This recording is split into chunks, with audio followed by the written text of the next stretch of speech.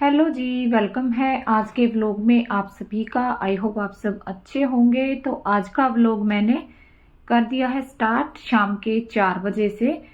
तो दिन में मुझे टाइम नहीं लगा था, इसलिए मैंने कोई व्लॉग नहीं बनाया। तो अभी मैं ये सूट की कर रही थी स्टिचिंग, तो मैंने सोचा कि चलिए व्लॉग भी मैं यहाँ पे स्टार्ट कर लेती हूँ। तो अब मैं यहाँ पे सूट की कर लूँगी स्टिचिंग। यहाँ पे सलवार की स्टिचिंग मैं कर रही थी। दिन में मुझे इसलिए टाइम नहीं लगता है, क्योंकि आपको पता ही है लड़कियां आती हैं स्टिचिंग सीखने के लिए, तो उनकी क्लास होती है। तो वो जाती हैं 2 या 2:30 बजे, कभी 2 बजे चली जाती हैं, कभी 2:30 बजे जाती हैं। तो उसके बाद मैं फिर 3 बजे तक काम करती हूँ, आध पौना घंटा फिर और करती हूँ, और उसके बाद फिर मैं 3 बजे उठ जाती हूँ। 3 बजे उठने के बाद फिर मैं 4 बजे तक रेस्ट करती हूँ, चाय पानी बनाते हैं पीते हैं। फिर उसके बाद 4 बजे के बाद मैं फिर से काम पे लग जाती हूँ। तो यहाँ पर आज जो है ये स्टिचिंग मैं कर रही थी सलवार की, तो इसमें धागे बहुत ही टूट रहे थे। तो वो क्यों टूट रहे थे, मशीन में दिक्कत नहीं थी धागे टूटने की, क्योंकि क्या हुआ कि जो पैर है मशीन का मोटर लगी है, तो वो मैं एडी से यूज़ करती थी, एडी से चलाती थी। तो ना आज मेरे पंजे में थोड़ा सा दर्द था, तो मैंने सोचा एडी में, तो मैंने सोचा कि चलिए मैं पंजे से इसको चलाती हूँ आज। तो क्या हो रहा है कि जो जैसे मुझे एडी से आदत थी ना, तो मैं मशीन बंद होने के बाद फिर पंजे को दबा देती हूँ और फिर मशीन चल जाती है, धागा टूट जाता है। आप देखते रहिए, ध्यान से देखिए, मेरे साथ ऐसा ही हो रहा है। तो फिर मैं ऐसे ही चलाती जा रही थी कि चलिए धीरे धीरे आदत हो जाएगी। तो अभी मैं यहाँ पे पोंचे बना रही थी सलवार के, और पोंचे बनाते बनाते टाइम ही मेरे से धागा इतनी बार टूटा है, बहुत बार। तो यहाँ पे अब मेरे बोबिन से धागा खत्म हो गया है। अभी यहाँ पे मैं भरूंगी धागा, और धागा भरने के बाद एक ट्रिक मैं आपको बताऊंगी। अगर आपकी सिलाई मशीन से जो नीचे से बोबिन से धागा कई बार निकलता है ना, तो वो बार बार अगर आपकी बोबिन से धागा निकल रहा है तो वो नहीं निकलेगा। अगर आप मैं जैसे बताऊंगी उसी तरीके से आप धागा डालेंगे ना नीचे वाली डब्बी में, तो फिर आपका धागा नहीं निकलेगा। ठीक है, तो यहाँ पे मैंने ये देखिए धागा भर लिया है। अब उसके बाद आप देखिए, ध्यान से देखिएगा, ये इस तरीके से हमने ये धागा डालना है। ये देखिए बाहर से जो ये छेद होता है ना, यहाँ से डब्बी के बाहर से हमने ये धागा अंदर डालना है, जो बाहर की साइड छेद होता है। देखिए नीचे जो नट होता है ना डब्बी में, नट के नीचे छेद होता है, वहां से हमने अंदर की साइड धागे को निकाल लेना है। ठीक है, ये देखिए आप देख पा रहे होंगे। और फिर उसके बाद हम जैसे धागा यहाँ से निकालते हैं, जो कट होता है और जिस छेद के अंदर हम लेके आते हैं, वहां पे हम धागे को निकाल देंगे, और डब्बी को फिर हम बाद में इसके अंदर डाल देंगे। ठीक है, तो ये जो धागा है ये इस तरीके से आएगा। ये देखिए जो धागा है बाहर की साइड से इस तरीके से दिखेगा। ठीक है, क्योंकि हमने ये नीचे से अंदर की साइड किया है, तो इस तरीके से ये धागा हमारा बाहर की साइड से फिर आएगा इस तरह से। ठीक है, फिर इसको टाइट कर देंगे और डब्बी को हम डाल देंगे।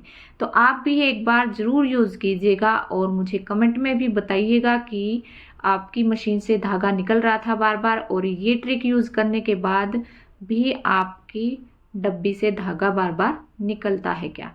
ठीक है, और अगर आपको इस वीडियो में अच्छे से नहीं पता लगा है, तो मेरा दूसरा चैनल है डीके स्टिचिंग, तो वहां पर मैंने इसी टॉपिक पर वीडियो डाल रखी है और अच्छे से समझाया हुआ है। तो आप एक बार वहां पे चेक कर लीजिए, आपको वीडियो मिल जाएगी, और आप जरूर ट्राई कीजिएगा मेरे कहने पर। तो यहाँ पे ये देखिए पोंचे मैंने बना लिए हैं, पोंचे बनाकर और फिर मैं इसके आसन यहाँ पे ज्वाइंट कर लूंगी। और यहाँ पे फिर से मेरा धागा टूट गया था, तो धागा टूटता ही रहा था, ये सलवार की मैंने स्टिचिंग की थी तब तक। ठीक है, तो ये आसन में यहाँ पे ज्वाइंट कर लेती हूँ। और मेरे व्लॉग आपको कैसे लगते हैं मुझे कमेंट में ज़रूर बताना। और अगर आपको मेरे व्लॉग थोड़े से भी अच्छे लगते हैं या फिर थोड़े से भी हेल्पफुल होते हैं, जो मेरी बहनें स्टिचिंग करती हैं उनके लिए तो बहुत ही हेल्पफुल होते होंगे, मुझे ऐसा लग रहा है। तो मेरे चैनल को ज़रूर सब्सक्राइब कीजिए, और वीडियो अच्छी लगती है तो वीडियो को लाइक भी कीजिएगा, शेयर भी कीजिएगा। अब देखिए यहाँ पे फिर से धागा टूट गया है ना, तो ऐसे ही चलता रहा था मेरा, बार बार धागा टूट रहा था, और मैंने सलवार ये कर ली थी कंप्लीट। और लास्ट में फिर क्या हुआ, मैंने फिर मशीन को एडी से ही चलाया। अपन जैसे नहीं बात बनी, मैंने सोचा कि अभी नई बात बनेगी, मुझे ऐसे ही आदत है तो मैं ऐसे ही चलाती हूँ। ठीक है, तो इस तरीके से होती है। जैसे हम काम करते हैं, हमें जिस काम की जैसे आदत हो जाती है, फिर उसी तरीके से काम हमसे होता है ना। तो किस किस बहन के साथ ऐसा होता है कि आपको मशीन चलाने की आदत होती है, जिस तरीके से अगर आप उसके दूसरे तरीके से चलाती हैं तो आपसे चलती है या नहीं, या कोई भी काम आप करते हैं, मशीन की बात नहीं है, तो उसमें दिक्कत आती ही है शुरू शुरू में। और मेरा होम बुटीक है, मैं घर पर ही काम करती हूँ। तो इसमें क्या है कि होम बुटीक में क्या फ़ायदा होता है कि हम घर को भी साथ साथ में संभाल सकते हैं और अपने बुटीक को भी साथ में लेकर चल सकते हैं, है ना। तो अगर हम बाहर बुटीक पे जाते हैं तो फिर घर का हम नहीं देख पाते हैं, तो ये बहुत ही अच्छा है मेरे लिए तो कि घर पे ही मेरा काम है और घर भी मैं देख लेती हूँ। और ऐसी बात नहीं है कि होम बुटीक चलता नहीं है, तो होम बुटीक भी अच्छा चलता है अगर आपके हाथ में सफाई है। तो बस इसमें दिक्कत एक ही होती है कि जो रेट वाली दिक्कत होती है ना, वो होती है।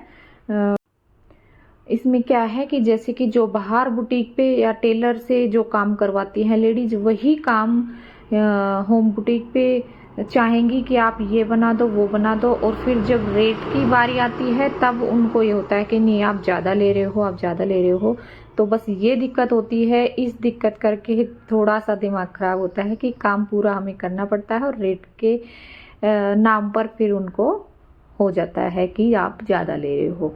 तो रेट ज़्यादा नहीं होता है, ये आपको भी पता है कि बंदा पूरे दिन अपने घर का काम भी छोड़ता है और पूरा दिन स्टिचिंग पे भी लगाता है। कईयों का बोलना तो ये होता है कस्टमर का कि आप क्या लगाते हो, एक रील लगाते हो, बुकरम लगाते हो, है ना, और पाइपिंग लगाते हो, तो आपका क्या खर्चा होता है। अरे भाई, खर्चा नहीं होता होगा पर मेहनत कितनी लगती है, टाइम वेस्ट कितना होता है, अपना काम छोड़ना पड़ता है, फिर आपका सूट स्टिच करके हम देते हैं। ठीक है। और जो है आप बोलते हो कि रील लेके आते हो, बुकरम लेके आते हो, तो इनका भी रेट जो पहले था वो अब नहीं है, तो थोड़ा थोड़ा इनका भी फर्क होता जाता है। और सबसे बड़ी बात मेहनत की है कि बंदा मेहनत करता है। आपको पता है जो स्टिचिंग करते हैं उनको सर्वाइकल की प्रॉब्लम कितनी ज़्यादा होती है और आँखों से भी कितनी प्रॉब्लम होती है, क्योंकि पहले मेरे चश्मा नहीं लगा हुआ था और अभी साल भर से मुझे चश्मा लग गया है। तो वो इसी वजह से लग गया है क्योंकि मेरा काम जो है बारीकी का होता है। तो कस्टमर को भी समझना चाहिए कि भाई कितनी मेहनत करते हैं, तो रेट हम पूरा दें। और ये सलवार मैंने कंप्लीट कर ली है, बिल्कुल हमारी हो गई है कंप्लीट। तो यहाँ पे कोई कस्टमर आ गई थी, मैं उनसे बातें कर रही थी। तो आज का व्लॉग आपको कैसा लगा, तो चलिए फिर मिलती हूँ।